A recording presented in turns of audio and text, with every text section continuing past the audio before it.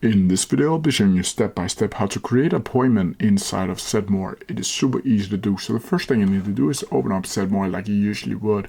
Then from here, you need to go over to the menu and click in calendar. Then from here, you need to find that specific time that you want to create this appointment for. Then from here, you need to either click on it to make a 15-minute appointment, or you can hold down and select how many hours or minutes you want to have this appointment for. Then from here, you can either select service, class, event, or a reminder over here. Then from here, you need to select either a service or a class. Then from here, you need to add in the day and the time period. And down here, you can also add if it should repeat or recurring event, either daily, every working day only, weekly on Monday, monthly on second Monday, annually, or a custom down here.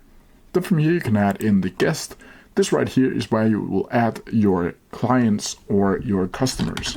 So if I click my customer right here, you can see test is right here. Then you can also add a video link where you can either select a Google Meet meeting or a Zoom meeting. Then from here you can also add notes to provider or the guests, and you can see that you have created this one down here.